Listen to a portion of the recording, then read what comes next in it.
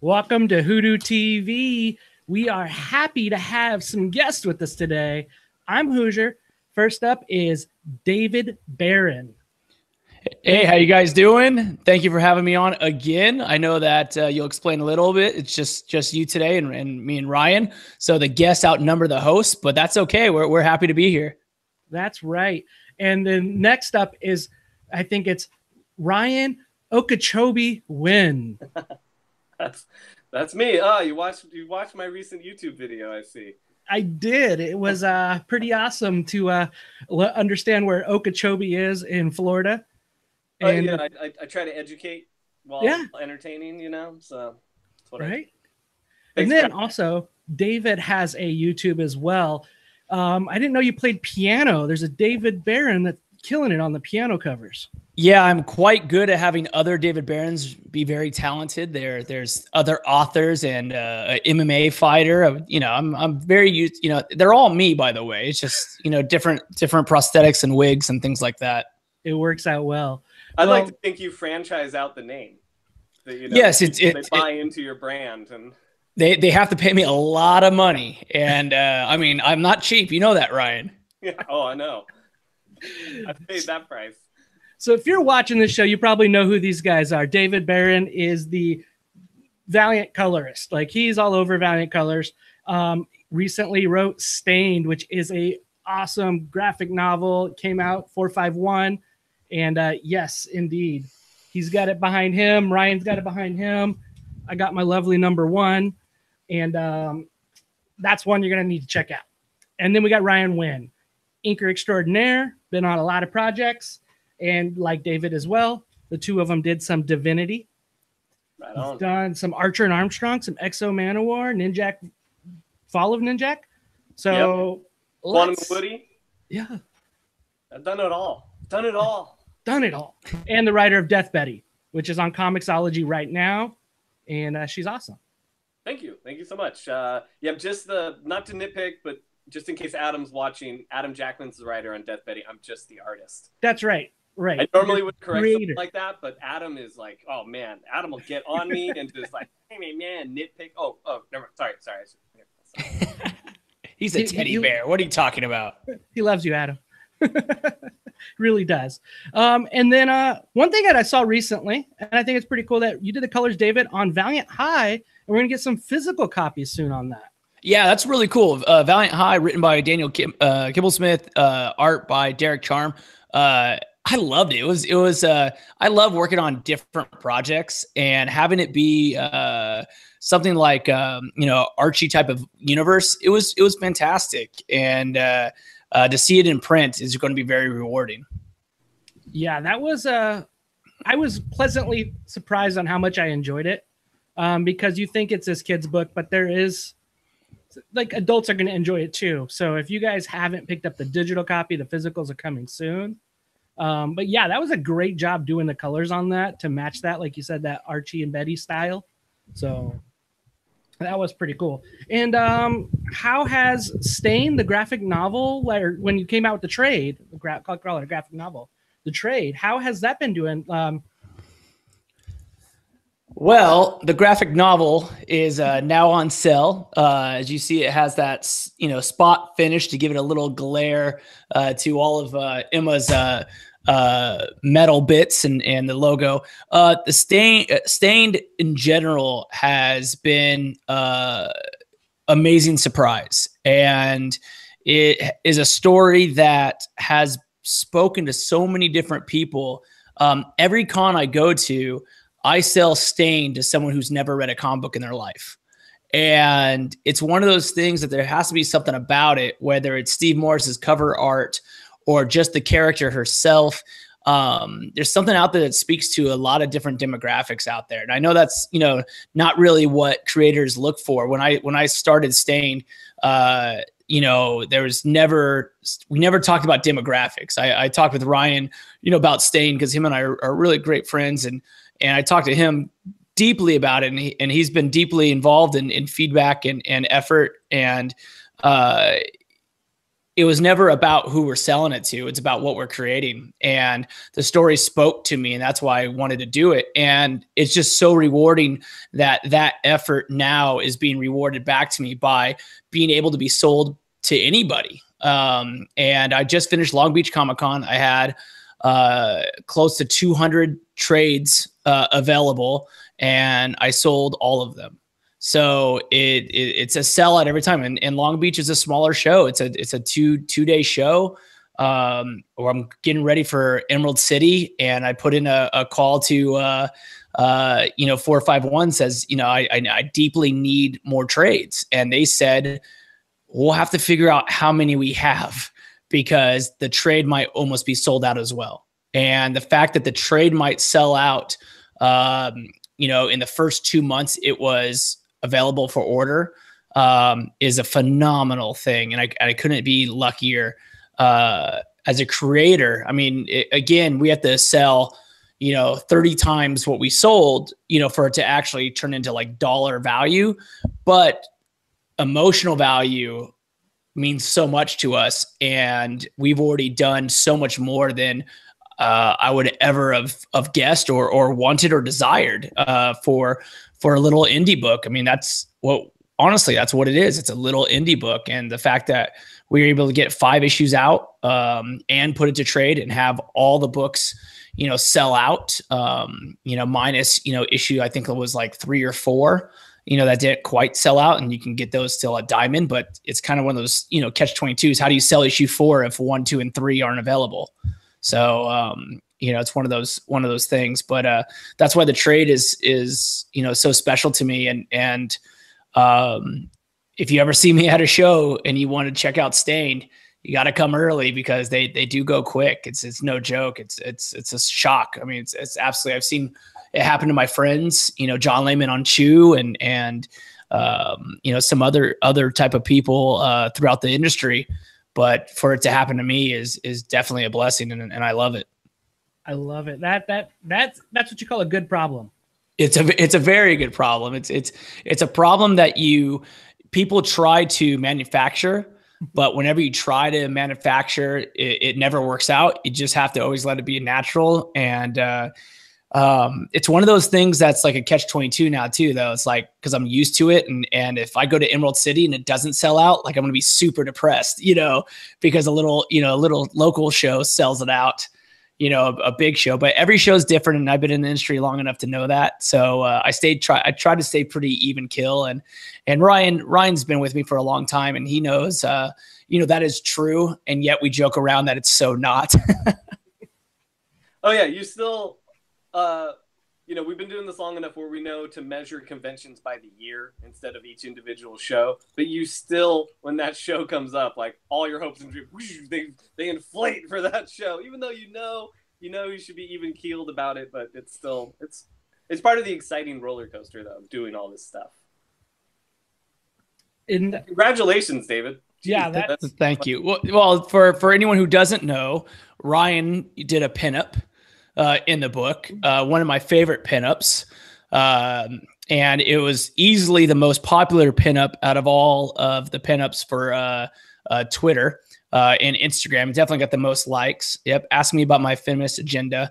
When Ryan worked on that pinup, I came to him and I said, I have this, thought. I would love to do, one of those for Emma. And he was like, oh yeah, so would I. I would love to do one of those. And a little bit after he and I already started it, then I get a call from the 451 editor, James Emmett. And he goes, I would really like to see a pinup or something like that. Just through conversation. He wasn't being serious. With Emma having, that shirt, I said, well, I already got one in the works. Here's a sketch of it by Ryan Winn. And he was ecstatic. It's in-house, one of our favorite Emma pieces, from all the covers, all the interiors. It's definitely, one of the highlights of Stained. And I couldn't be happier that Ryan did it. Yeah. And that does look awesome. I do love that when that was posted. I think you posted it even before the book came out, and it was pretty stoked.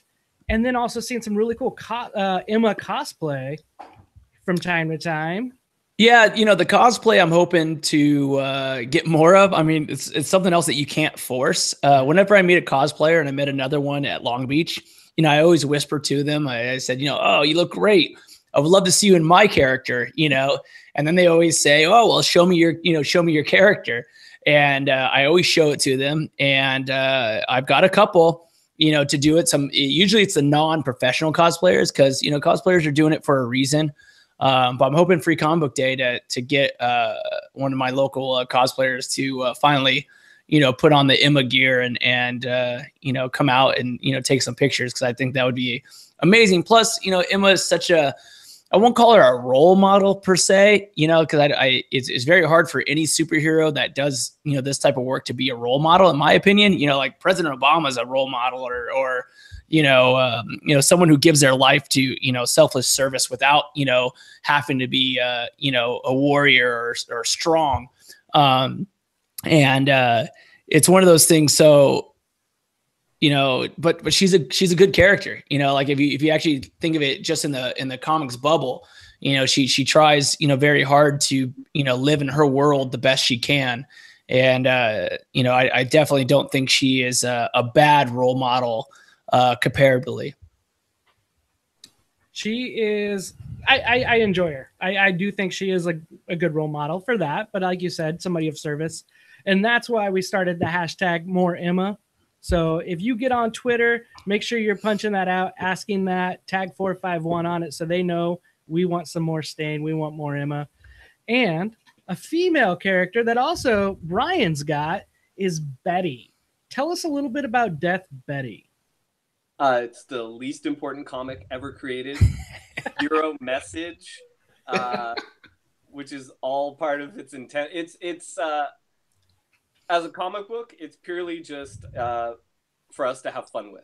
There really is no like overbearing or overarching like message we're trying to get across. There's nothing heavy or serious about it, which is most of the comics I read. That's part of what I like about them. So we just wanted to do something that was I guess light and fun. So it's more of I look at it as it's more of like an extended comic strip. Like every story is only about 12 pages, and they're kind of like one big gag. And we try to like, there's character development. And we try to make it entertaining throughout, but really it's mostly just about having fun. And it's a jilted lover's tale. Two people dated, one broke up with the other, and one is out to get the other one now. And in this case, it's a girl named Betty, and she's out to get Death, who she had dated, and he dumped her.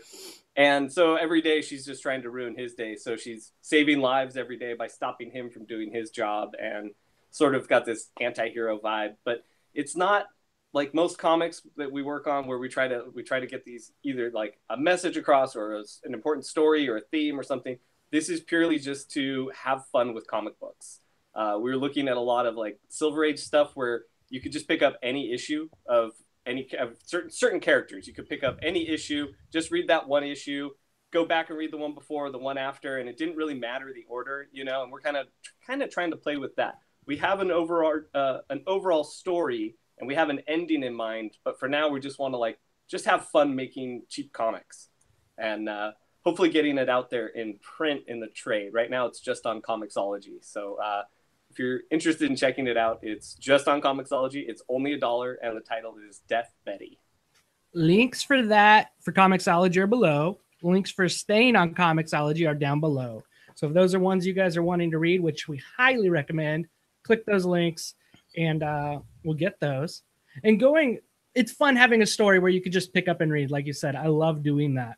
And then you also mentioned having something with a meaning, a kind of, let's say, divinity, eternity that you both did. And I feel like there was a lot of meaning in that. And eternity was awesome.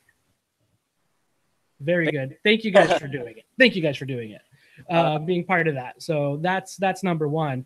And just tell us about that process. I know there are a lot of Valiant fans on, and they want to know, you know, what's going on. How did that come into be? And the question everybody has, are we going to see an Eternity too? Well, David. Yeah, so Eternity 2. The way it works, from my understanding, is, Matt had this, great idea for Divinity. We got through issue 1 and it was fantastic. We started issue 2 and Matt's fantastic idea, after mixing with Warren and things like that, completely changed, and they went a different direction from the storyline that I was originally told, and which is great, and it happens all the time. And I remember talking to Matt about that idea, and this was actually at Emerald City, I think, last year. And he goes to me, because I said, hey, what happened to this and this and this and this and this and this and this, oh, and this and this and this and this. And he goes, oh yeah, I like those ideas too. Maybe we'll do something with those. Some of those ideas that I know about were teased at the end of Eternity, issue 4. So could there be another one? Sure. There definitely could be. I mean, if you read Eternity, that there's definitely room for more. Ryan and I, talked about, David Camp's character, just at, Long Beach Comic-Con, last weekend together, about the meaning of him. I mean, there was a lot more, story for him. The question is how much more story do we have for Abram? So will it be Eternity, or will it be a different type of spinoff again, where, Abram and, Mishka kind of, plays a side role? Who knows? Matt Kent is a brilliant creator. He really is. I compared him to a modern day, Alan Moore, and a Jeff Lemire as a modern day Warren Ellis, back in, the late 90s. I think they're doing together what, Alan Moore and Warren Ellis did for Wildstorm. And America's Best Comics. So, it's not for Ryan or I to say, there's going to be more. We're deep in the process of the happy, ending, so to say. We're just really happy to work together. To be honest, I love working with Ryan, and everything that he does adds another element to the creative process that I don't get on every book. Working with him is another person to put their stamp on the book. Working with him is another person to put their creativity on a book and their understanding. But working with Ryan gives me a push, a push to be better, a push to be more creative, a push to do my best work, even when our deadlines are tight. And Divinity issue 1 and 2, pretty good deadlines. 3 and 4, horrible deadlines. Divinity 2 issue 1 and 2, great deadlines. Divinity 2 issue 3 and 4, horrible deadlines. And that happened with Divinity 3 and Eternity. And it's working with someone like Ryan that helps keep me focused on issues 3 and 4. It's someone working with Ryan, and that's not to knock, Trevor or Matt or anyone else, but as a colorist, you work with the latter side of the deadlines than you do with the front end. The editorial, concentrates a lot more on the written word, concentrates a lot more on answering questions for the penciler. They don't really answer questions for us. Now, our assistant editors do pretty well for us usually, but because of that, there's not a lot for us to answer, on what's next of that character. We do spill the beans when a writer tells us, because we get excited and the fact that we're even a part of the talk. I have been part of the process of the creative staff. When we did Detective Comics, The Black Mirror, Jock pulled me into that meeting with Scott Snyder before Jock ever signed on. And Jock said, almost word for word, if you do it, I'll do it. And, that's a lot coming from an artist to say that if a colorist is willing to work on the project, not just any colors, but someone who's been in the business for a while and understands, who Batman is and understands what DC Comics is in the comic industry. If you do it, I'll do it. That says a lot. And with me and Ryan, we're kind of that same way. If Ryan does it, I'll do it. And a lot of times with this book, Ryan has said, if you don't do it, I don't want to do it, type of thing. And it's because it's that passion that we both have for creating good comics, that passion that we have as an artist, the passion we have for each other as friends. Really, I think that's part of the reason that all the Divinity issues and Eternity are special to you guys, because it came off on the page on the latter end, not just the starting end. I have to agree. It did show, you saw a lot on the page. And Ryan, what do you got to say? I'd like to say thank you, everyone. We're going to close with David's great speech there. There's nothing more to add. This was fun. All right, good night. Peace. No, it's important that, I don't know, it's really easy in comics. Like, we've both worked on tons of projects where we don't even talk to the other creators. And one of the things that was great on this project is that all of us across the boards, from writer to letterer, we're all really experienced. We've all been doing this for a long time, and we all know how to work off each other, even if we didn't talk to each other. Like, there were things in the first Divinity series that David pointed out in like the commentary, where Trevor had set up for like a rim light on a shot, and I enhanced it in the inks, and it was something that very easily could have been lost in the inks, and the colorist then would have lost it, and the effect of the panel would have changed. And it was one of those things that Trevor set up where you're almost supposed to be blinded by light in a panel, and then it causes you to see things differently in the next panel. And I remember seeing that, and I was like, you know what? None of us ever talked about that, but we're all working at a level of experience where we know what is expected. We know how to take what that person has given us and add what you're supposed to add. And so we have this sort of like trust with each other. And then it's even better when you get to tie it into like being friends with the person, where David and I, these last 4 years, like we've been fans of each other's work, and then we became friends. And I feel like, especially with something like Valiant, that really translates onto the page, where we're putting our love of that universe into the pages, and then it's going out to you guys that love reading it just as much as we do. And like I've told you guys before, I don't even read the scripts if I don't have to, like Matt Kent's scripts. Unless I get confused on a part, I want to read his words in the issue when it comes out. I have all the scripts. I usually go back and study them later, but just as a student of the medium. But as a fan of the book, if I can tell what's going on from what Trevor's given me, I skip the script until I can read it. And then usually Matt blows my mind because he's so good at contrasting what is on the image with what words they're showing. So, he never types in "the man walked out of the cave" and we see the man walking out of the cave. No, Matt's going to be giving you some sort of other insights or information that plays well with that image, but doesn't double on the information. So even though I drew or I inked every page of each issue, there were always surprises. And I think I've strayed off where I was going, but I don't know. We're here to ramble, right? That's absolutely. We are here to ramble. Otherwise, I'm not allowed on the show. Always welcome. And that's like the stuff that I think a lot of people want to hear too, is that creative process and how it works individually for you as a creator, doing things like that, reading the script afterwards, the being surprised of like, man, I drew this and this is where the story still went. And just seeing the emotion like that Trevor puts down on pencils, and then you kind of seeing that on pencils and translating that to the inks, and then Ryan setting the tone with the color is really beautiful how it kind of all put together.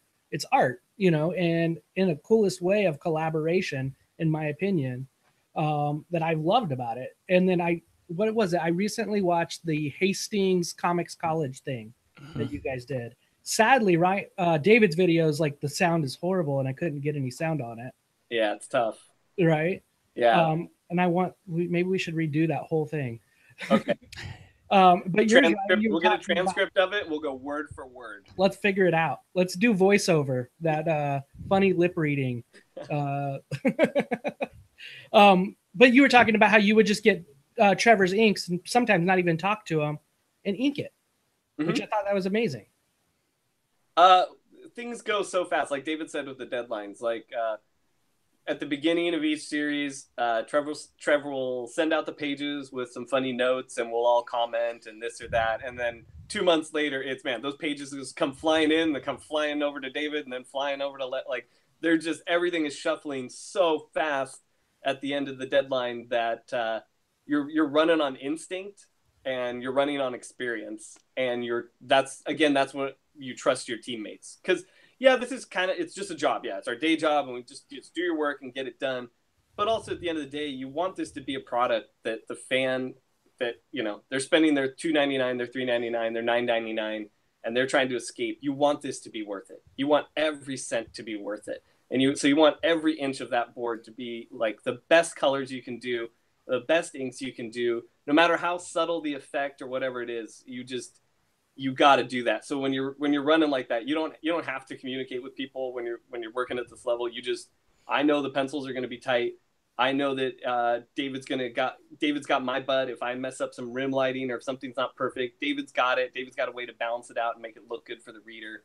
And it's really it's sort of a relief. Like, I thought when I was younger, I thought the collaboration process would be like, I thought you talked every day. I thought everyone talked every day. And, you know, you kind of got that from the old Marvel bullpen stories where they made you think, you know, oh, everyone's working in the same room and everyone's doing this. See, I thought it would be like that. I didn't know it was as solitary. But when you get to work with guys like this, you still feel like it's part of a team, because every day you get to see the new colors coming in and the new pencils coming in, and you're part of this assembly line. So it's even though you're there on your own, you're still, I don't know, you're actively part of something. And I don't know, I'm rambling again. I need to keep focus here. Right. Well, one thing that stands out on Eternity especially was just the vibrant colors. Where did you get that palette from, Ryan? Or I'm sorry, David. Where did you get that from? That was just from Ryan. Yeah. Okay. Yeah, from Ryan. Ryan has this great gift of sketching at New York Comic Con with highlighter markers and just bright neon markers. And you know, Ryan has been, you know, over the course of these last 2 years, a huge inspiration to me on just who he is and how he operates and how passionate he is, you know, about the industry. And the industry isn't always kind, you know, to me or my friends or people that it should be. And sometimes it's way too kind to people that, you know, don't deserve a single ounce of it. And I think we talked about that, you know, last time I was on, you know, a bit more with Kickstarters and things like that. And, you know, just how like some people are like, whoa, that dude just showed up and here he is with this, you know, huge, you know, Kickstarter campaign. And it is what it is.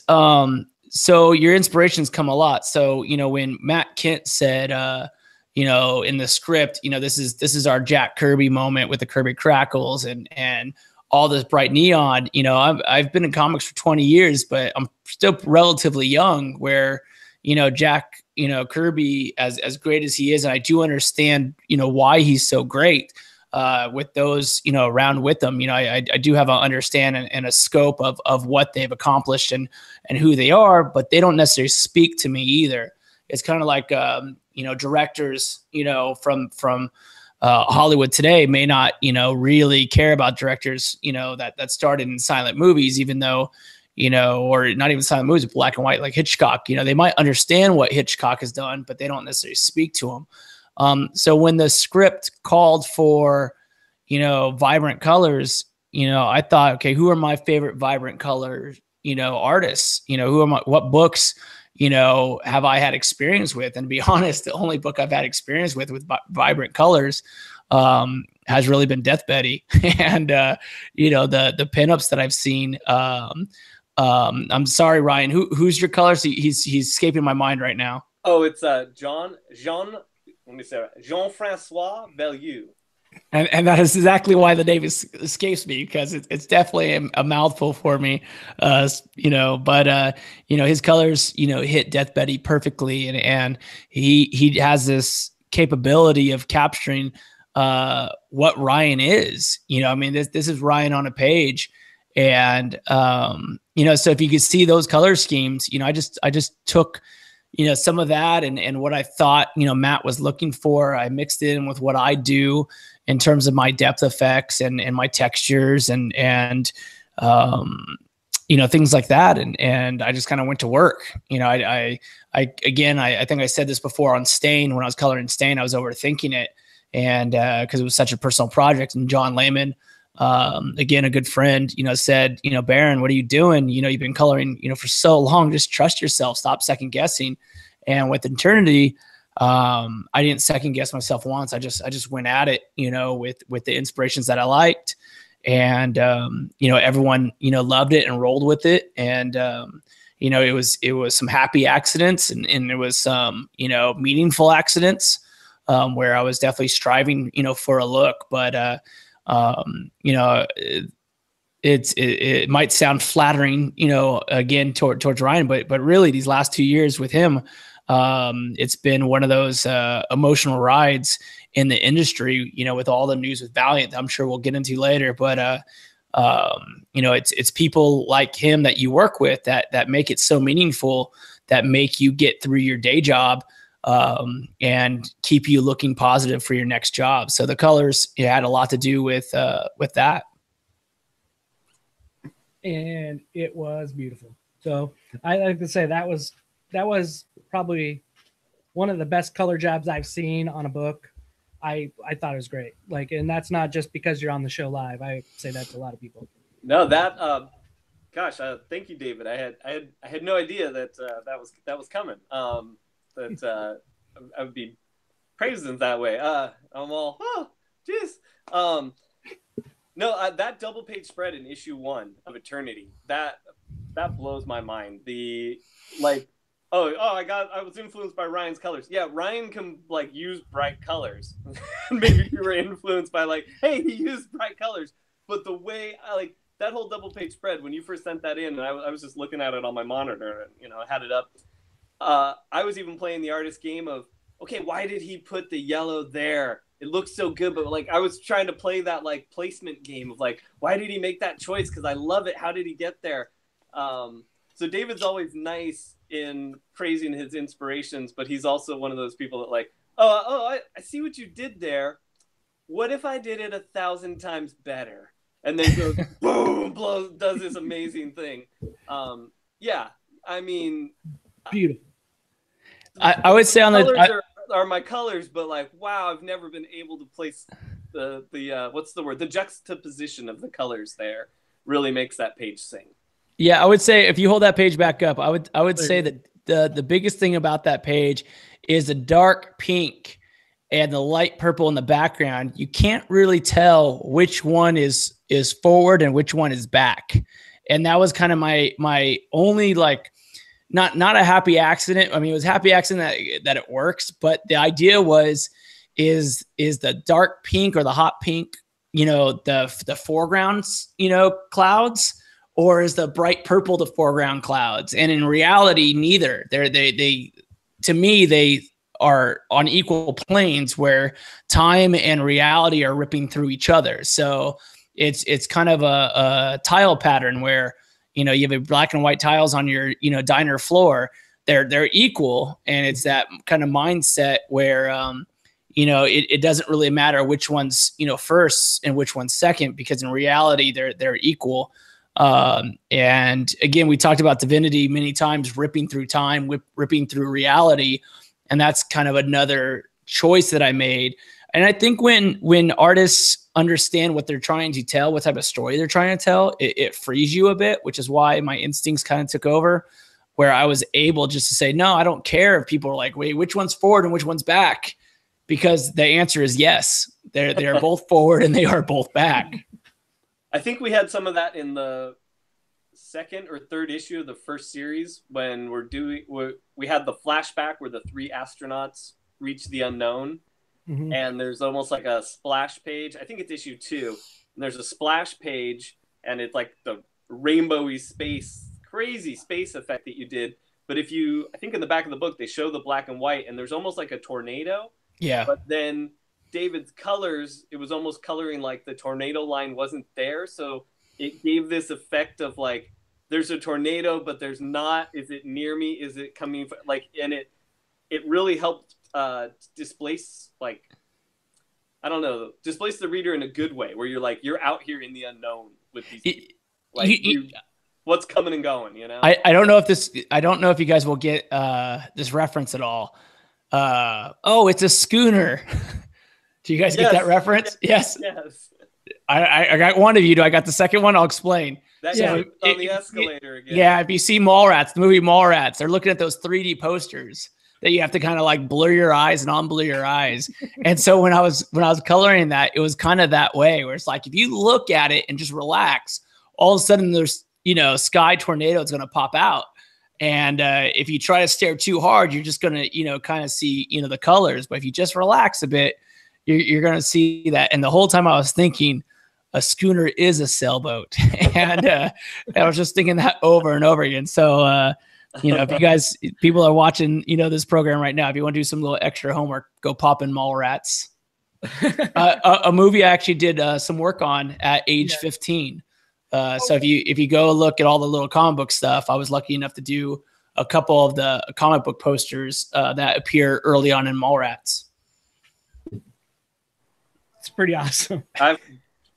I think I knew that. Yeah. My wife's in the background going, brag. It is. It totally is when I was saying it, but it's one of those fun David Baron facts. Plus it was cool because I was only 15. That's what's great about the whole first part of your career is that like he had just finished puberty when Jim Lee said you're hired. Technically it was John Nee, who again, humble brag, is now the publisher of Marvel, which is crazy. John Nee has been a huge influence on Wildstorm, huge influence on DC Comics with high up positions and now Marvel. So, that's just amazing that, Wildstorm alumni seem to be ruling the world because, there's more Wildstorm alumni at DC Comics than there are DC Comics alumni. Yeah, well, look at everyone that, I don't know, Wildstorm was all about like merit. You were hired on merit. Like you had to be good. The in-house art staff team was great. Like J.J. Kirby, Joel Gomez, all those guys are. Lee Bermejo, yep. Yeah. Oh yeah. Huge talents.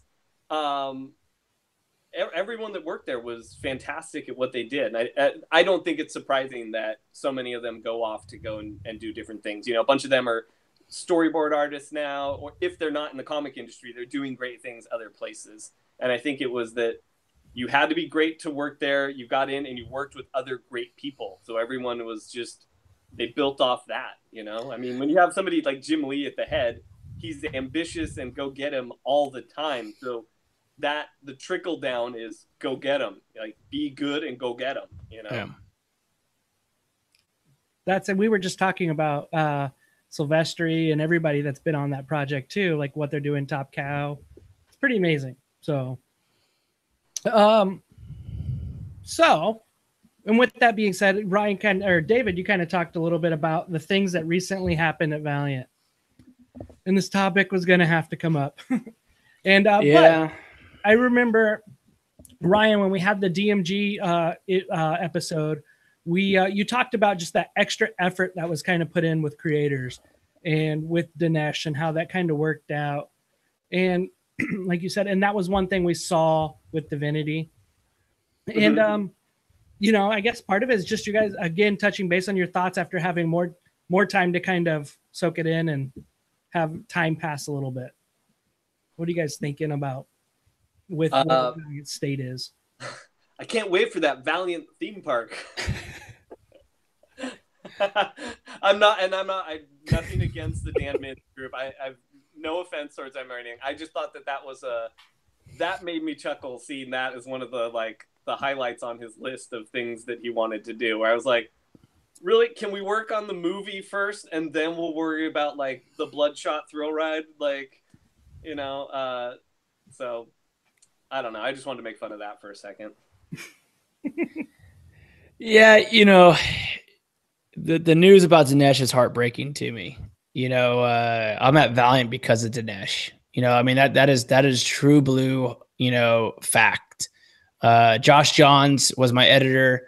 For those who don't know my story about how I became a Valiant colorist, I left Cryptozoic with CEO, now publisher of Marvel, John Nee, he was running Cryptozoic. He was one of the founding partners of it. I was the art director there, working on World of Warcraft, the trading card game, and some board games, and it was fun work, but it wasn't comics. I left Cryptozoic because they had some financial trouble, and some projects were ending, and if you guys know Disney and things like that, after major projects end, sometimes they have to part ways with people, I told them, like, I definitely should be one of these people they part ways with. It's kind of like I fired myself. I let myself go. I didn't quit, but yet I didn't, necessarily get fired either. It was just one of those things where, my time there has ran out. And I sent a simple tweet, says, if anyone's looking for a colorist, I'm free. And David Macho from Spanish Inquisition, I can't even say it, Inquisition. Say it for me, Ryan. Inquisition. Thank you. Too many whiskeys right here. But David Macho, art agent of some talented young artists, replied to me and said, wait, what do you mean you're free? And I said, I'm without work, like I just left the job, and I've been out of comics for, a year and a half, 2 years. And, I did a couple little backup stories with Jock and, Scott Snyder, on Batman, but, nothing big. And, I did some editorial stuff on the Lookouts and some recolors for, some web comics, but it was all art directing, more than actual, coloring like I normally do, or writing, like I'm doing now. And, so he sent my stuff to, Warren, and Josh Johns got a hold of me, and I started working on Archer Armstrong Zero. And that was my first work, which was fantastic. It was still a highlight of my Valiant career. And with that, I took over the duties on Archer and Armstrong, but I wasn't a Valiant colorist yet. I was just a colorist that happened to work on, some Valiant books. And then I met Dinesh, and, Dinesh has this wonderful attitude towards every creator. And then on top of that, he has this wonderful attitude towards every person. And that's what's more valuable, that he has an attitude towards you as a person, not just an artist or a writer or a colorist or an inker. He doesn't look at you that way. He looks at you as a person. And he valued my whole career. He valued that I started at 15. He valued that I learned from Wildstorm, that before Wildstorm, I was at a sister company called In Color that was ran by Wildstorm, but, circumvented some of the Wildstorm, rules and regulations that they have, which has got to be 18. And John Nee was A-okay with slave labor, basically of a child, because I definitely probably worked a lot longer than I should have. But Dinesh saw all that. He saw the experience. He saw the, art directing of a World of Warcraft. He understood what that meant as a brand. He understood what that meant as a responsibility of how many people I actually worked with, thousands of artists that I hired and fired and gave extra pay and took away pay and kept a deadline that, is severe. And he understood that, the properties of the Walking Dead board game and the DC deck building game. And it sounds like I'm name dropping, but that's what he understands. He understands, what these means in the industry, what the reality is to make these things happen. He understands what it means to work on JLA for, 50 plus issues, maybe, more than 50 plus issues. He understands what it means to stay consistent for 20 years in the industry, to stay alive for 20 years in the industry, and not just be alive, but thrive. And he saw all that, and he saw me as a person. He saw my family as a reality. So many people in the industry don't want to look at you as a person, because then they have to look at your family. Then they got to, actually treat you like a person when you are, struggling, to pay your rent or make your, just your day-to-day, life, not a struggle. And he understood that and he valued that. And not that my day-to-day has ever been a struggle. I've lucked out that even when I was paid, minimum wage, that, I had I was young enough without, too many life responsibilities where I made that work. And I've made some good choices, but the fact that he understands, that part. So when I heard the news, I didn't know what happened first. I heard the rumors way before it happened that Dinesh might be out. And I thought to myself, okay, Dinesh probably just wants to concentrate on Hollywood. I was thinking positive. I always think positive. And Ryan, will back me up on that. That honestly, I always think positive. If you're out there listening to this interview and you're like, oh, I think I know David Baron and that guy's so negative, you honestly don't know me, at all. Because I'm probably the one of the most, positive thinkers out there. And I want the best for not only myself, but everyone in the industry. So when I heard the news, first thing I thought was, I hope this is him. I sent Dinesh messages way before the actual news dropped. Hey, you and I need to, go have a drink together. Let's go see each other. And we're both very busy people. So, that didn't happen. And all of a sudden I heard the news. I let it sit for a bit. A couple Valiant fans, tweeted at me, and I felt like, okay, I should send a response. I should say something. And I said to all the Valiant fans, look, it's your time now. If you love these characters, to support Valiant more than ever. If you want these characters to thrive, you need to support the characters that you want to thrive more than ever. That just doesn't mean Valiant in general. That means the characters that you like of Valiant. If you like Eternal Warrior more than any other character, you make sure you buy, 2 copies, a main cover and a variant cover, for Eternal Warrior, and spread the word how much you love that character, because otherwise the reality is it might go away. And I appreciate this response, but the response came from Joshua Dysart, who I deeply love. I love because he's real and he's passionate, and he cares about the person more than he cares about the character. And he responded, let's not care about these Valiant characters. Let's care about the Valiant employees who, it's affecting. And his passion kind of misunderstood what I was talking about, which is, that the Valiant fan who has invested their money into the characters, invested their time into the characters, to a lot of fans, those become reality. And sometimes to creators, they don't understand that. They don't understand that. Yes, we understand that there's real people working on it, but every con I'm reminded that there are people that care about the character more than they care about the person that's behind it, because that's their outlet in life. They can't care about the people that are working behind the books. Otherwise, you're going to be guilted into buy every single comic book that's produced, because if you're, following Jimmy Palmiotti, he just talked about how little we actually get paid, writers and creators, and how, it can be very easily a struggle, and how to support your creator. And so I don't fault people for, concentrating on the Valiant books themselves. So, but going back to how I was truly feeling at that point, I agree with Joshua Dysart 100%. I care about, Fred Pierce. I care about, Adam Freeman. I care about all the assistant editors that have joined, Ryan and I. And I know this is, kind of a long answer because it's a complicated question, and since, a tough question to answer in an appropriate way, but,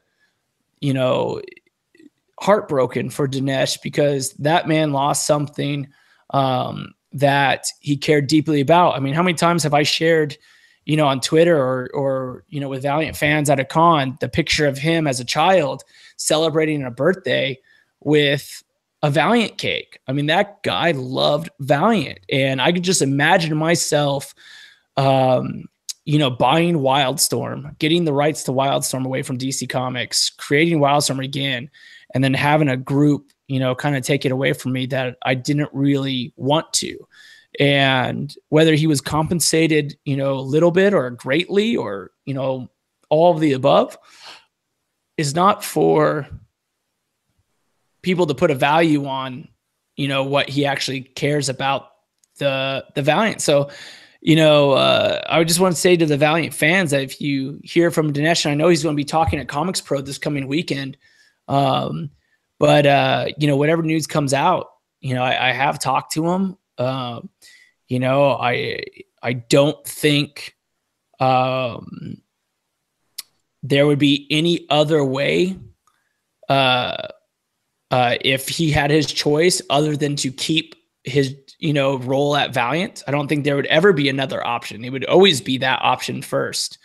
And as a friend, and after I've been talking about, you know, how it is to work with, you know, Ryan, you know, so closely on that book, it's been the same feeling of losing Dinesh, where now that I do the Harbinger Wars 2 covers that, you know, I got to tease with Miko, you know, my social media, you saw those, you know, man, you know, there's a lot of good work in there. There's a lot of passion in there, but it was honestly hard to work on those covers. Every stroke of my, you know, digital paintbrush was a chore, and it took a little while to kind of get to the piece because of the politics behind it. So I just want people to know that Dinesh has been the reason I've been in it, because he looked at me as a person. The conversations that we've had at con after con after con, you know, the talks that we've had at his wedding, you know, when he's busy with family and other friends that he's known for a lot longer, that yet still, you know, has time to come, you know, have a Mai Tai with me, you know, by the pool, just speaks volumes about who he is. And he will always have a loyal friend in me. He'll always have someone that he can turn to as a writer, a color artist, just a creative mind, someone who knows, you know, the industry. I would love to work with him again. He is the reason why I signed my exclusives. He's the reason why I continued to be with Valiant in some rougher times that Ryan knows about, you know, with me, when I've had, you know, some you know, rough times with other people at Valiant. Dinesh has always been that calming voice to keep me motivated, you know, to say, okay, let's just keep this going. And with him gone, you know, let's just say I haven't heard from anybody at Valiant besides, you know, Robert, who, you know, for some cover work. I haven't heard really much from anybody. And the truth is, I don't know if Valiant's heard, you know, from anybody. And that's the status quo. And that might be saying a little too much. But that's the honest opinion, you know. So people that are listening to this, you know, show, you know, gets a little bit more insight that, you know, it's a mysterious time for all of us. And I stick by my comments. If you love Valiant Comics, you love the characters, support them. There's no reason not to, you know, there's no reason not to. I know for a fact that people have supported, you know, bad creators in terms of personal, you know, beings, bad creators before. You know, be a little selfish if you like your creators, you know, or not your creators. If you like your characters, you know, read your characters, you know, as long as you're reading books that you like, keep doing it, leave the politics out of it. That's just a reality of life. And creators will move on. Me and Ryan, you know, will either, you know, be invited to do more or, you know, or not.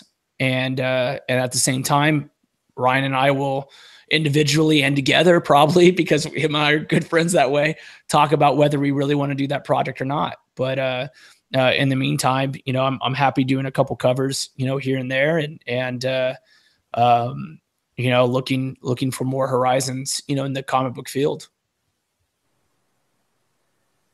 Yeah, I think it's a strange place to be a Valiant fan right now. It is kind of funny the way comics is so cyclical, and I'm old enough now, and I've basically, in a way, I've been in the industry since I was 12, because I started working at a comic shop when I was 12 after school, which in the 80s that was kind of an okay thing for a kid to do. So it all, you know, you see these things and it almost seems like, oh, is Valiant like Is there some sort of Valiant curse where every 20 years it's going to go through this wave, you know, this cycle that it goes through? Is that just the nature of Valiant? But just to echo sort of what David was saying, you support the characters that you love, talk about them, talk to your friends about them, go on social media and talk about them. But it also is going to fall on Valiant to keep those books awesome for the readers. They've provided amazing escapism these last few years. I shouldn't say few, 4 or 5 years now?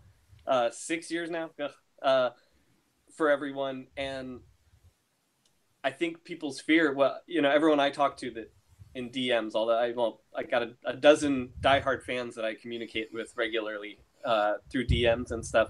And their biggest fear is sort of like, we've had this great club that we've all been going to, and are they going to keep paying for the club to exist, even though the club's cutting back its hours and the food's not as good and this or that? But it's like, but we want to be loyal, you know? So support, but I'm talking straight to Valiant. You gotta provide. You have to provide for your fans, and you have to keep up that level of excellence that you've provided so far. I like that club analogy. The first thing that came to my mind was DJ Dinesh. You know, like DJ Dinesh is no longer in the building, and you know, do I go follow the DJ or do I stay at the club? Right? You know, what makes Valiant? And Ryan's 100% right. You know, what makes Valiant? And it's providing for your fans. I mean, that's the Valiant experience, and I think Ryan hit on a note. If I'm not mistaken, Dinesh has had Valiant longer than any other person in Valiant history, where, you know, Jim, you know, had it for 2 years. Before that was 2 years. Acclaim had it for 2 years. So, I mean, Dinesh has a stronger fingerprint on it, and you know, Warren as well. I'll say that, you know, Warren as well had a you know, stronger fingerprint on it, and heck, at this point, so did Lemire and Matt Kent. You know, stronger, you know, fingerprint than other people on these characters, especially characters like, you know, Bloodshot and you know, Ninjak and you know, Ninjak and yeah, all those. So I mean, there's so much positive about Valiant, which I still, you know, when I think about it, you take emotion out of it, and now you start talking about, you know, details and stats and things like that, statistics. You start thinking like, okay, wait, no, there's still so much positive in there. And now we just got this question mark. What's going on? Fred Pierce is still there. Right now, Warren is still there. Adam Freeman and Sells is still there. There's a lot of editors and assistant editors that are still there. Ben Peterson, but I think I'm just giving him a shout out real quick, not to interrupt David, but he was fantastic in dealing with me through this last series. And he's one of the only people I've talked to since Eternity and since any of this stuff went down, and he still has a passion for it. He's going into that job every day to deliver the best comics he can. I know Robert Myers is doing the same thing. Yep. You know, so there's still passion in that building, or wherever wherever they happen to be working from, if they're remote. But there's still passion there left over from Dinesh, and you know, because passion hired passion, you know. Yeah, no, fully agree with you. And, you know, if fans are feeling, you know, worried, and Ryan and I are feeling, you know, a bit, you know, departed from it, imagine how they feel. And I've been a part of that type of feeling before. You know, I was part of Wildstorm when DC Comics bought us. And the first thing was, well, DC Comics don't have studio people. They're an office. They're very clear on it that these are the DC Comics offices. These are not the DC Comics studios. You know, you have the Warner Brothers studios. You have, you know, Sony studios. And what's the difference? A studio mean that you have working professionals, you know, creative people in it. Offices, you mean you have a lot of, you know, paper pushers. And I always thought that was a very interesting thing, because they had editors, and it kind of told you what an editor did. Editor had to be organized, that they didn't really want editors part of the creative process, that you are not the writer, you are the organizer of the writers. And Valiant is still in that way, where they are still organizing it. And so when we were taken by DC, you know, we had people that were let go. We had jobs that were taken away. We had players in the field that we liked as friends and people that were given the opportunity to change and shift gears that were unable to change, or shift gears. And I've had conversations that I'll, keep to myself right now with certain Valiant employees where, I have my own insight of what I fear or what I can be excited for, but it's a ask the 8 ball type of question, and it says ask again later, like it's coming up, always ask again later. Because it really can go one or two ways. It could go aces, or it can, or you can crap out on everything where, that it's irresponsible for people like Ryan or myself or any other fan to say that it's going south, because that's when it's going to go south. If you walk away, which goes back to my original tweet of now is the time for Valiant fans to be hardcore Valiant fans again, because I definitely know there's a lot of hardcore Valiant fans that couldn't keep up the passion to stick with Valiant. Because there are so many covers that come out. There are so many limited series. There are so many changes. There's characters that you love that go away. I mean, when Archer and Armstrong, Fred Valentes went away, it did not come back the same way. It didn't. I mean, it wasn't even though it had a hint of the same storyline. What Rayford did and David LaFuente and Ryan, did was drastically different. So if you weren't okay with that, it hits you a bit harder. If you didn't really care for it and now you love the new thing, it was a good thing for you. And that's kind of what Valiant was doing. It's always still experimental on where to go. And but I knew through those transitions that some of the older Valiant fans had a hard time keeping up, because it is a lot of money to collect 7 different variant covers at various prices. And so now going back to what Ryan said, it's so important for Valiant to provide for the fans and keep all that in mind, and keep the people that decided to kind of walk away a little bit, still are hardcore Valiant fans, still love the characters, but now are waiting for trades. How do you get them back, in single issues? Yeah. Cheaper single issues. Something. Speaking of which is why Death Betty is only $1, which is the greatest price comics should be. I fully love that price. When I found out that Death Betty was $1 on Comixology, I was like, that is amazing and perfect.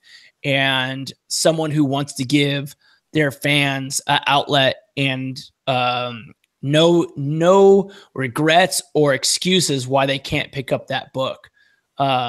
I know that with Stained, I fought very hard for everything to be cheaper and cheaper and cheaper. Originally Stained, the trade paperback, the graphic novel, the complete graphic novel is it's called, originally was going to be like $20. I just said, no, can we please get it to, $9.99? And they said, how about $17.99? And I said, how about $14.99? It was this kind of thing. And came down to it where, I don't have final say on the actual price, but it came down to $15.99. And, is it worth $15.99? Absolutely. But, am I trying to get it to a cheaper price for the reader? Because I understand how, it works, where if I want people to read multiple books, you can't break, the fan's wallet. Otherwise, you're making them choose. But Death Betty at $1, there's no choosing. You buy it. We better see a big flux of sales on Death Betty at $1. Well, no, it's so true. You got to support creators, and you got to support when they are giving back to the fans. Death Betty being $1 shows you that he cares about you, shows you that he wants you, A, to not, go broke, buying comics, B, that he understands that you still got to eat too, C, the fact that he wants you to read the book. You can't make it like free people won't read. They might download, but they ain't going to read. $1, you have to invest something back into it to read the book. I mean, if I could do everything for free, you know, I would, but at the same time, I still would charge something because it can't be for free. Otherwise people don't want it. And, so what Ryan's saying about him saying that, you know, Valiant must provide, man, those are wise words. And I hope they listen to it. I hope somehow they get to hear, you know, Ryan's words of Valiant must provide, because it's a very true statement. I hope other creators understand that too. It's that we must provide good content, plain and simple. Oh, right. Yeah. Go ahead. I was just going to say, I mean, you can look at that example. I mean, there's been a lot of talk with some prior Valiant fans with the Gold Key properties and what's happened to those properties. That some people would say the quality wasn't there, and they haven't been selling that well. And despite the prior love and the history of Gold Key comics and Gold Key properties, what's happened to them? And so that's just kind of reiterates that the quality does need to be there, you know, to respect the property and the characters that people do love. Yeah, it's a great, you know, Gold Key is such a great example because where are they? They had this huge relaunch. You know, they were, you know, I won't say bought out from under, you know, Valiant's, you know, bid. But because I don't truly know exactly how they got it. I do know there was, you know, some hurt feelings on how they did it, but I don't know the true details. But I do know that they hired a bunch of Valiant people. I do know that they made it look like Valiant design. I do know that their whole idea was to confuse you that it was a Valiant property, but they did not have the passion or love that Dinesh had for those characters. They did not care. They were trying to make a buck. They weren't trying to give you a, you know, value. They were trying to take value from you. And when you do that, it is a slap in the face, and it's what hurts comics. Again, I bring up John Layman a lot, and John Layman, if you know him, you know, he loves to, you know, ruffle feathers. You know, if you follow his Twitter account, he will make fun of you quicker than, you know, the Flash can run around the world. And how's that for a comic analogy? But he, you know, he understands the business as well. And he always says, create comics that you want to buy yourself. You know, if you don't want to buy the comic yourself that you're making, then don't make it, you know. And sadly, in my younger career, I've worked on projects I had no interest in because it paid the bills. And nowadays, when I work on a project that I have no interest in, I turn it into something that I will have interest in. You know, let's bring up Valiant High. Valiant High is completely different than the books that I've worked on. But when I read the script, I understood what it was. It was something that I fully was for. It was something that I wanted to help create, so much so that I asked to be on the book. You know, when I was at Valiant Studios at New York Comic Con the year before, you know, Valiant High was announced, or right when it was announced, it was right before New York Comic Con. And I went up to everybody and I said, hey, who's coloring this book? You know, I want to color this book. And they're like, wait, why do you want to color this book? And it was because I value that type of book. I value a book that finally, that at that time, my son was 4 or 5, that I guess he'd be 5, that he could read, you know, like he can see these, you know, characters and laugh at, you know, what was Bloodshot's name in that book? Gosh, it was Blood Coach. What was it? Oh man. Something like that. Maybe just Coach Blood. I don't know, but it was hilarious. I mean, I haven't read it for a while, so it slips from me. And those on the chat who know it, put that in the chat. Yeah, there you go. I don't have the chat visible right now. I'm bummed about that. But you know, all those little things. And then to see, like, I met Daniel a year before he was ever hired. At New York Comic Con, because he was just a friend, and we were just at the bar below Valiant Comics, and I ran into him and he said, oh, you know, how you doing? I said, hey, my name's David. He goes, oh yeah, David Baron, you know, I like your stuff on this and this and this. And I go, oh, what do you do? You know, and he goes, oh, well, I'm a writer. I'm like, oh, nice. What have you done? Well, I write for, you know, Stephen Colbert. and I'm thinking like, wow, oh, I watch you every day, You know, even though I'm watching Steve Colbert on the Late Show, you know, I watch him. I watch his writing. Whether knowing the industry, you know, people think that, you know, Colbert or Letterman or whoever else is super funny, and those guys are super funny and they're great performers, but they're not coming up with all this stuff on their own. There's a team of writers, and I valued what he did. So I wanted to be on that book. And whenever you want to be on something, I think it shows. And I think Derek wanted to be on that book. You know, I don't know if Derek, you know, loved Valiant characters as much as I love Valiant characters, but to me, it showed. You know, to me, he got the Valiant characters and was able for people like yourself and other people listening to this podcast, which is relatively Valiant central, because if you look at all the books behind you, it's a love for the characters. And so Valiant High was one of these books that you were able to just sit back and enjoy comics again. You know, like you didn't have to worry about a crossover. You didn't have to worry about some deep, dark, you know, secret of depression or anger or loneliness or regret or, you know, leaving someone that you loved because you had to go for their own safety or whatever other comic book cliche there is. We just got to read about characters. And I think I told Ryan this back when I was working on it, that it was just super refreshing to not have to think of a color palette that had to give such a dark and meaningful, you know, mood. It was just lightness after lightness, you know, just fun after fun. And you know, I think that's important too. And I'm not sure what they sold it for on Comixology. You know, I wish they sold it for $1 on Comixology, because that would be, again, giving back to the fans. Very true. I mean, that's going to be one of the books that I think I'll buy a couple trades and people ask about Valiant and I'll hand out, you know, because it gives you the characters and it is lighthearted. And the joy showed it in that piece. Well, sorry, not to cut you off, but think about Teen Titans Go. Yeah. Think about Teen Titans. Forget Teen Titans Go. Think about Teen Titans, the cartoon. They made Starfire amazing, right? Starfire was one of these lovable characters.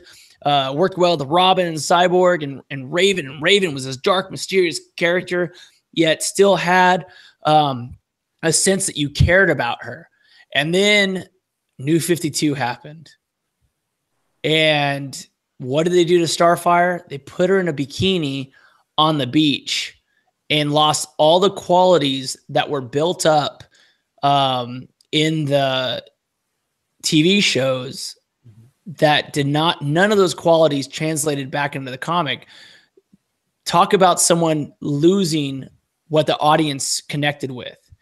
And when you take that up, and here's the Valiant connection, when you take that, talk about Faith now. Faith is basically what Joshua Dysart did in Harbinger, was basically what Teen Titans did for Starfire. It's the same type of character of a different softness. And the fact that it's, there's so many similarities. Again, this goes back to what, I think Ryan was talking about, which is, and please correct me if I'm ever wrong, Ryan. But we do have this hashtag that David's always right. I always forget about that. Yeah, I don't for some reason. It's weird. That's great. But no, it's a connection back to the fans. You got to understand what the fans are wanting. And it doesn't mean as a writer, like I did not write Stained, and Ryan did not draw Death Betty with Adam writing it. Did not create these characters for fans necessarily. We created them for ourselves. They spoke to us first as fans. Ryan worked at a comic book store. I used to put flyers in 7th grade, 6th and 7th grade on cars for my comic book store. I didn't actually work in the comic book store, but I worked for the comic book store putting flyers on. So we have two similar goes because we're passionate about the medium. We're passionate about the understanding. We're passionate about characters and the outlet.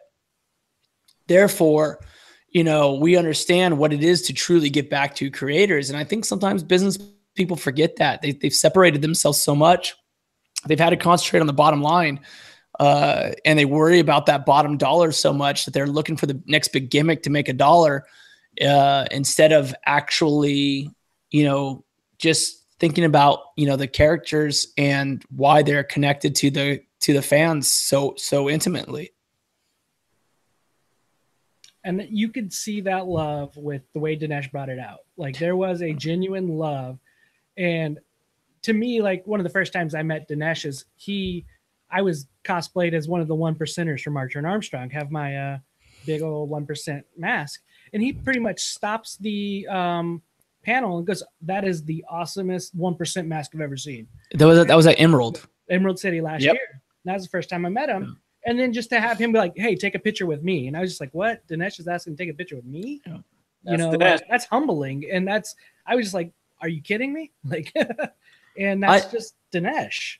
Yeah, no, I mean, and that's just you. And what about you? You know, being willing to take your time to cosplay one of their characters. I mean, you know, I worked for DC for a long time, and I got a lot of great perks from fans. But there are different types of perks coming from Valiant fans. Case in point, one of the Valiant fans made a 3D printed Bloodshot action figure. With removable hands. So I can put either a gun and knife, or I can just put regular hands in it, and gave it to me at Long Beach Comic-Con. And what's really cool about it, he's also walked me through the process as he was trying to, you know, make it for me. And, you know, this is the guy who made it, by the way.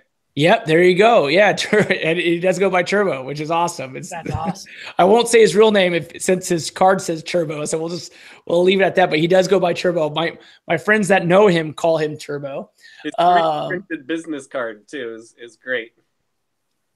That's awesome. Yeah, it's absolutely fantastic. You know, I told him just at Long Beach. He goes, "Oh, I was in your neck of the woods, and I thought about calling you." But I didn't know if we were good enough friends yet. I said, "Dude, man, we are good enough friends. You absolutely can call me. If you're in my neck of the woods, we will, you know, definitely, you know, go have a meal together or a drink together." But having someone give me something like this is amazing. And there's other Valiant fans, you know, that you know, Chase, he brings me food every Phoenix Comic-Con, and it's like the best food in the world.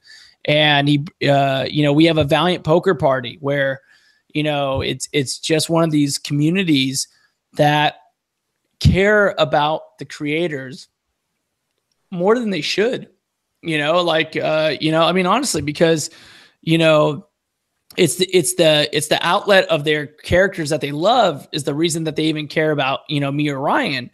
When we were for Batman and you know, Detective Comics in the background and Black Mirror for me, it doesn't give you the same respect as working on Bloodshot or working on Divinity. It's a weird thing, and that says a lot about the Valiant fans. And again, going back, which I'm going to keep harping on because I think it is the theme of this show of what Ryan said, is now it's time for Valiant to make sure that they absolutely, you know, provide. And I think provide is the best word, provide for the Valiant fans. You know, if they keep that in their mindset, and I'm not saying they're not, I'm not saying that Fred Pierce didn't have the same conversation. I'm just saying that we haven't, you know, been told that. And, you know, I'll be very interested and I will stand by whatever, you know, Dinesh says at this, you know, Comics Pros event. You know, personally, I'm hoping he's going to announce, you know, his own imprint, you know, that he's going to stay in comics and he's going to, you know, get a group together to have his own imprint. And, you know, if he says that, I'm going to apply for a job and hope that, you know, my name will be on the masthead, you know, at a good level position. And I hope, you know, my wife, I've already kicked that around so much so that my wife has already given me the okay to move to LA if so be, you know.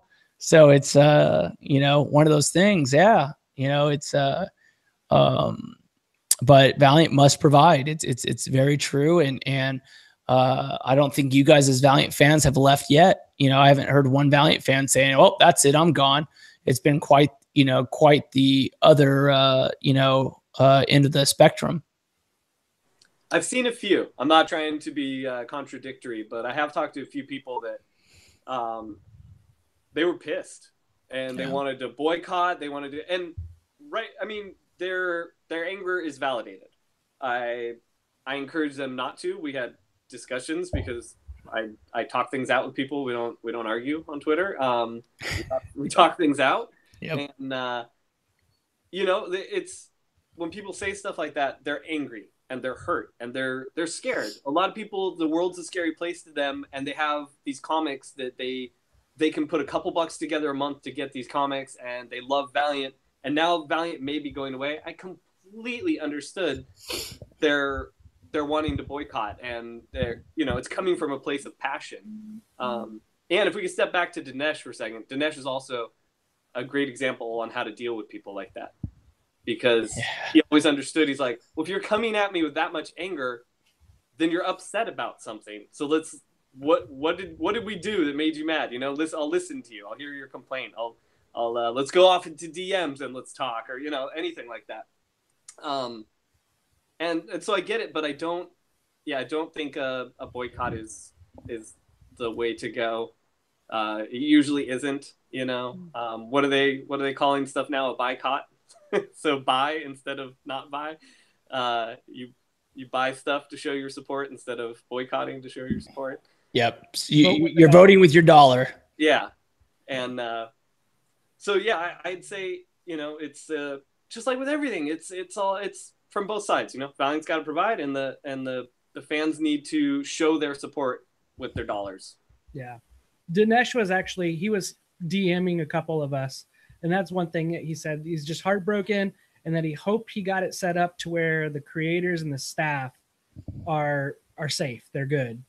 And so it just kind of showed his mindset that he wanted it to still be around. He does want his characters, his birthday cake, to still exist. And he wants that, and he wants the good quality.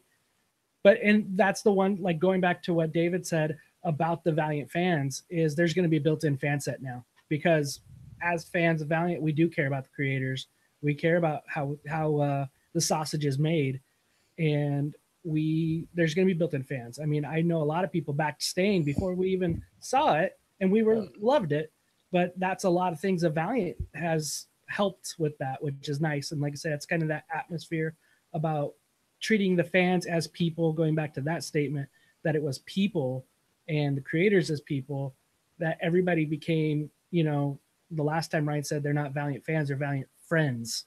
Yeah. And created that. So yeah, Valiant family, the family. Mm-hmm. Yeah, and you're right on that one. I had so much Valiant fans, you know, support Stain. It's almost that, you know, Stain is the first book to be under a Valiant, you know, imprint almost. It's their second one, and you know, it has been this strange, you know, family where, you know, it feels, you know, not to be too dramatic about it, but, you know, our father has died. You know, it's been, you know, it's not the same for me without Dinesh, plain and simple. It doesn't mean it can't exist. It doesn't mean it can't go on. It doesn't mean it can't thrive. It doesn't mean it can't be better. It doesn't mean it can't, you know, be the best Valiant that has yet to become. It just means that I am sad and I'm heartbroken, and I lost a friend to talk with often. And I'm hoping, you know, that he will find something in the comic book industry that he wants to do, so I can continue to talk to him again. You know, not just personally, but about work. You know, sometimes as we get older, you have to find reasons to talk to people because you're so busy. And so it's one of those great things that it's great to work with people that you care about, because it gives you a way to talk to them. And I definitely want to talk to Dinesh more and more and more. And I mean, somebody said it in that project, and how it's going to be the new Valiant, kind of say, or post Dinesh, is going to be that aimed for theme parks and movies and other properties and other mediums, that it might not have lended itself to allow something like Divinity, whose perfect medium for that art is comic book, not another medium. Right. And that might not exist with the post Dinesh era. And I could see, thinking about you two, seeing that's going to be that like euphoric recall. Remember those days of Divinity? You know, remember when things were good back then? Yep. And I can only put myself in your shoes and imagine that's probably what's going to happen. Yeah, we have Valiant BC and Valiant AD, you know, before Crisis and after Dinesh. You know, Right. it's I've been working my last 5 minutes. I've been running those gears in my head. I'm like, there's something there. There's some BC thing. What is that? Thanks, Dave. You're welcome. You're welcome. So, yeah, I mean, it's one of those things where, you know, it's great. It's great to, you know, smile about it a bit, you know, to understand that, you know, Dinesh, you know, personally, you know, is definitely heartbroken, but, you know, business wise is okay, you know, so it's more, it goes back to Joshua Dysart's, you know, comment about the other people that work there, why Dinesh wanted to take care of his employees and take care of his creators. You know, but, you know, Dinesh, you know, taking care of his creators is another thing, you know, all on its own, of just making sure that, you know, there's work there, but it doesn't speak to all the creators. You know, it's one of those things, you know, as much as I love Dinesh was never really, in charge of how much work I got or how much, you know, work I did not get. You know, that falls to other people. I've had fans, you know, ask, how come you're not doing this? How come you're not doing that? How come you're, you know, just on one book now? How come you're on no books now? You know, you know, for those that, you know, read previews and know that, you know, I'm not on any other book. And, you know, it's that those were always out of Dinesh's hands. You know, he always had say, but not, he never ruled with the iron fist where, you know, he made things happen, you know, like that. And you know, I respect that to a point. So it's, I don't know. I think I've said enough, you know, on Dinesh, you know, that I can. I mean, I know the truth is I know a bit more, you know, talking with Dinesh, but that's Dinesh's to say, you know, come tomorrow. So, or whenever Comics Pros is. Yeah, I know he's going to be in the Portland area, and Chris, the Bald Moose Amundsen, and I are going to be at the Image Expo.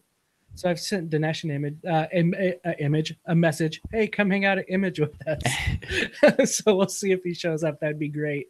Would love to spend some time with him. But yeah, do you guys know anything about Benjamin Hung, or even know the name? So that is supposedly, where I've got my information is through this guy's LinkedIn. He's the chief operating officer at DMG, who's supposed to kind of take over the head role over at Valiant. From what I understand, and this could have changed since last week, but as early as last week, I'd say Thursday, I think the last time I've had communication with Valiant or people at Valiant, Valiant has not heard anything from DMG. So directly, like when I was told that DC bought us, DC was there that day. So we were brought in, you know, into the room that's called the Pit, which actually, you know, where I worked. That's where all the colorists were at before I moved into design and art directing at Wildstorm. And we had a big meeting that told us, you know, we had, you know, people there, and not that they didn't have a meeting, you know, to talk about all this, but we had our new bosses there. DMG was not there when they were told the news. You know, I just hope and sincerely hope that, you know, they were told before, you know, Bleeding Cool or anybody else, you know, talked about it. Because I found out many times I was off a book through Bleeding Cool. You know, I was like, oh, I guess I'm not, you know, on the next series when they announced some other series or that the series was ending. I can't tell you how many times I found out that a series was ending, you know, through Bleeding Cool. So I hope they were not the same way. So no, I don't know who that is. You know, the truth is I'll give anyone a shot. You know, it's comics. You know, there's a lot of creative people out there. There's a lot of good people out there. I think Ryan would back that statement up, you know, that there's, you know, people there. You can't just write someone off without knowing them or giving them a shot. You never know. You never know. It's another reason not to even like talk bad about people, because you never know who's gonna someone may actually be a bad person and you talk bad about them, and then a couple years later they've changed their life around and they're awesome now, but you still talk bad about them. And you know, so it's like we want to give these guys a shot. I know we're all like kind of about them buying it out, but David's right. We should give this guy a shot. I think it'd be hilarious if he dressed up as Dinesh for conventions and try to do the Dinesh thing and stuff. You know? Nerd Boss 2.0. Yeah, because sometimes you step into a role and you're like, well, let me see what the guy before me did, and I'll try to do that thing. So it'd be funny, a Nerd Boss hat and stuff. Yeah. I think I might have to punch him if he did that. But no, I agree. I mean, I agree with you up until the Nerd Boss one. But I agree with you. You got to give him a shot. And you know, I mean, the truth is Ryan is fully qualified to be an editor-in-chief at any publisher. You know, I would like to think that I'm fully qualified to be an editor-in-chief at any publisher. And you know, he's not bragging. It's experience and understanding and passion. And so who's to say that, you know, others aren't. You know, I think CB Cebulski at Marvel, you know, caught a lot of people off guard that he was the next step. But to people that know, I thought he was going to be the editor-in-chief 10 years ago when I met him. You know, I thought he was next in line. Go ahead, Ryan. No, I'm just agreeing. I've basically been waiting for CB to be editor-in-chief. Yeah, so it's one of those things that people in the know, you know, see a lot of things way earlier than others. And I see a lot of great things for a lot of my friends. And it's whether they want to take them or not, you know, take the opportunity. If they're going to take the opportunity, then it's going to work out great. You know, there's a lot of weird, you know, things. You know, I have, my wife's a teacher.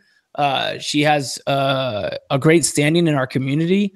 I do a lot of volunteer work in our community, like way too much volunteer work in our community. So we have this, you know, statement here. Yet at the same time, she understands that I have a lot more to give the comic book industry than what I'm doing. And if that means that we have to move to fulfill that dream or that passion, she wants me to do it. She's already said several times, you know, we can move for your work if you want to, and she will happily, you know, reestablish herself in a new community. And it's that type of partnership in life that, you know, is amazing to find, and I wish that on everybody. But at the same time, I also understand that if I do uproot my family and my 8-year-old and, you know, all of that he's established here, it has to be, you know, for a higher passion, not just on a whim. I'm not just going to take off. But you know, Ryan knows I have dreams much bigger than quote unquote colorist or even quote unquote writer. You know, that I have a key understanding of this industry. I think fans pick up on that. I know Dinesh picked up on that. Dinesh and I have had intimate talks about, you know, a lot of stuff. I know other people have been fearful, you know, of me that I work for, because they think that I'm trying to take their jobs. And in reality, I always say, you know, if I wanted your job, I would just take it. You know, the fact that I didn't take your job means I don't want it. So stop being so afraid. And Ryan's laughing at that because it's true.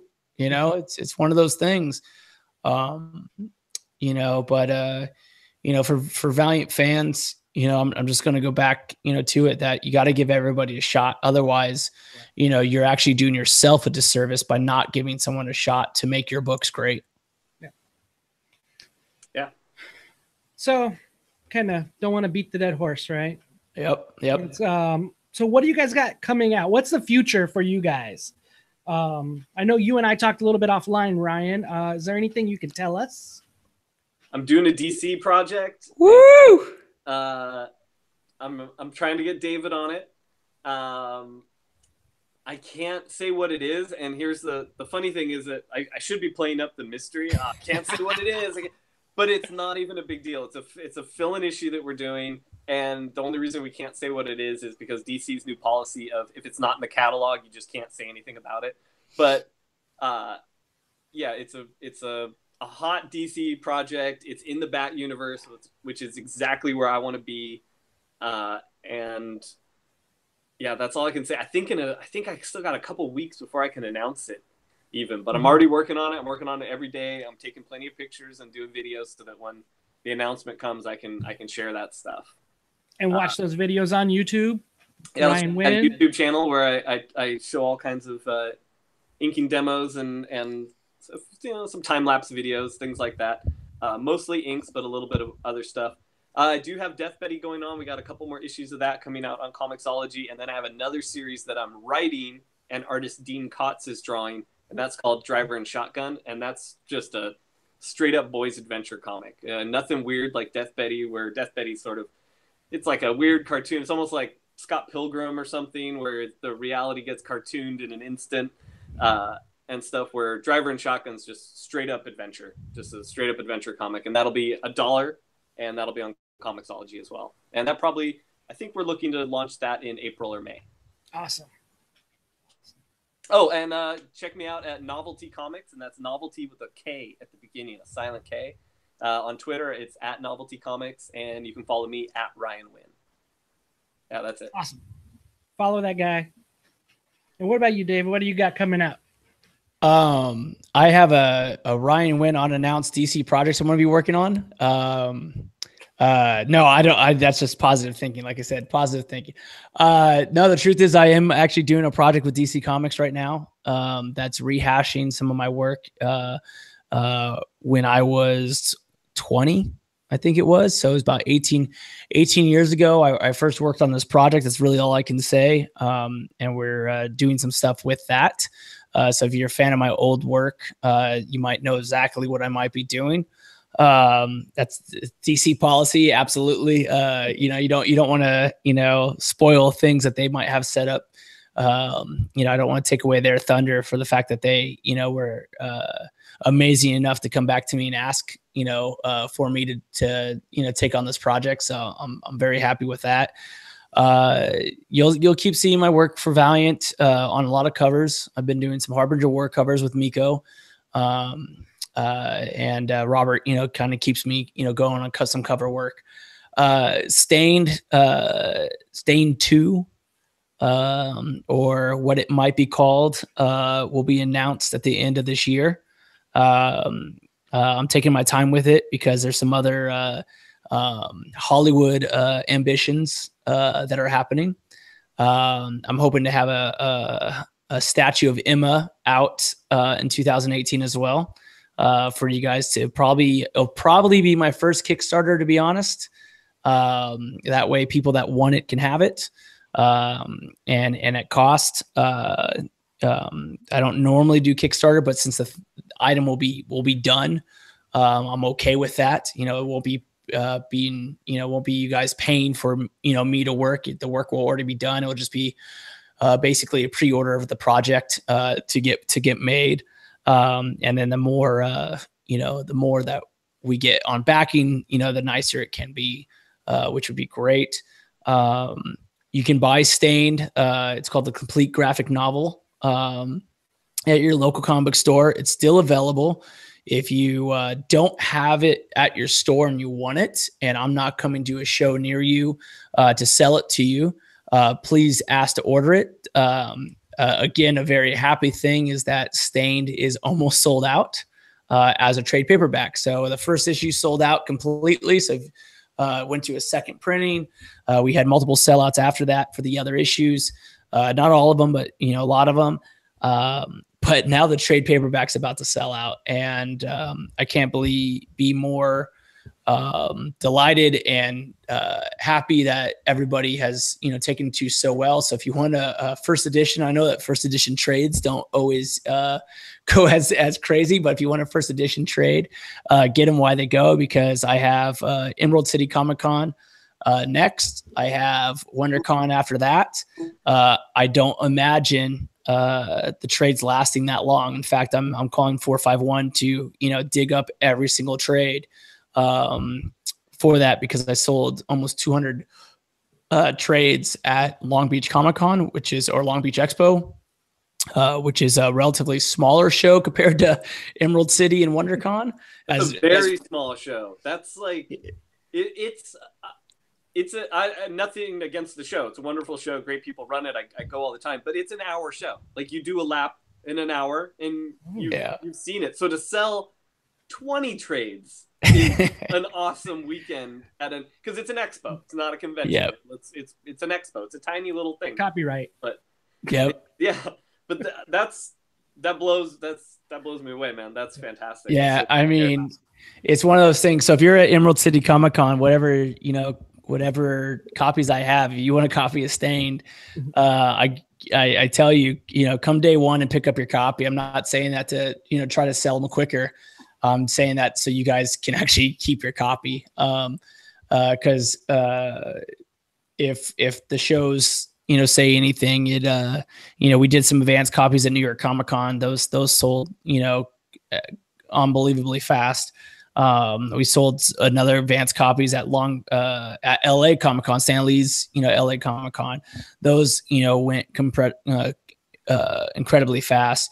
And then as Ryan just said, for them to sell, almost 200 copies at Long Beach Comic Expo, it's definitely a wow factor. And I'm looking forward to Emerald City, Comic Con and WonderCon. After WonderCon, I have a very small show in Santa Clarita. So if you're in Santa Clarita, I'm sure you know that in California. I will be at Phoenix Comic Con, a show that I just absolutely love.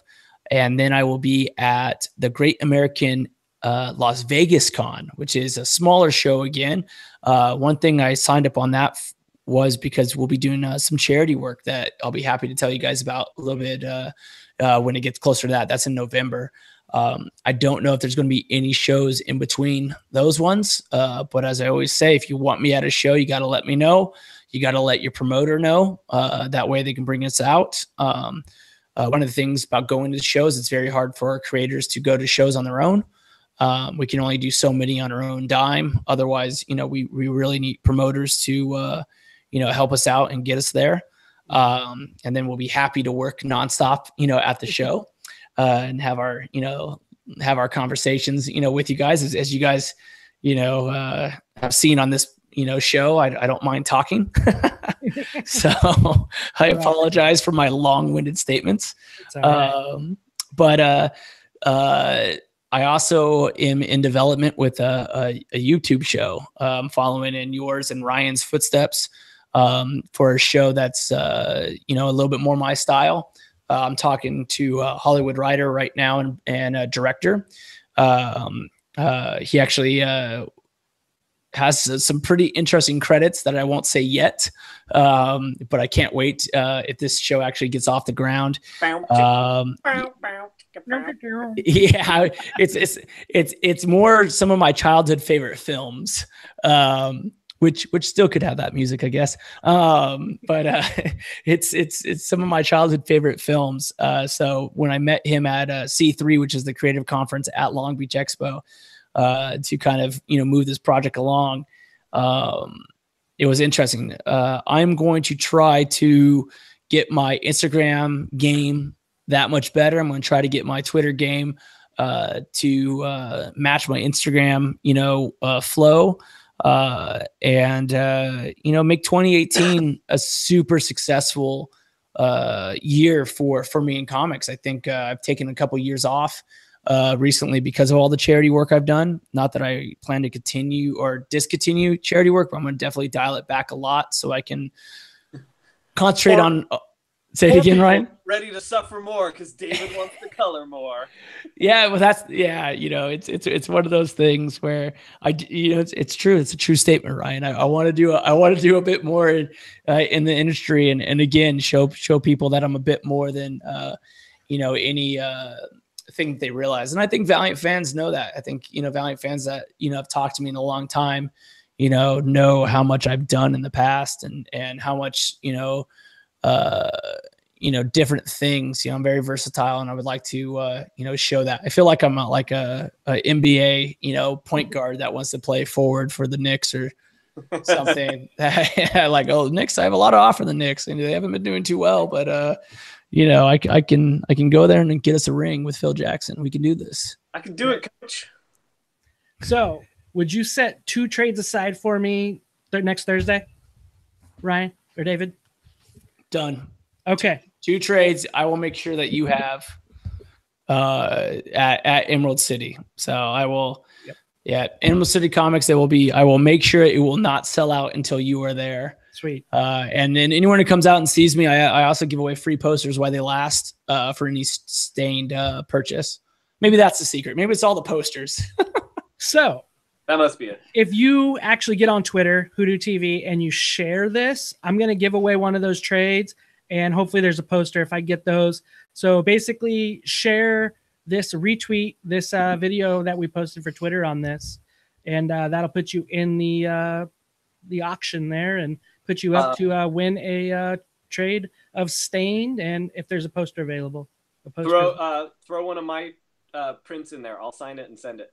Sweet. And one of Ryan's prints. So that's it. And I want to thank you guys for jumping on. It's been a pleasure. It's been entertaining, hour or so or more. And thanks all the viewers for jumping on.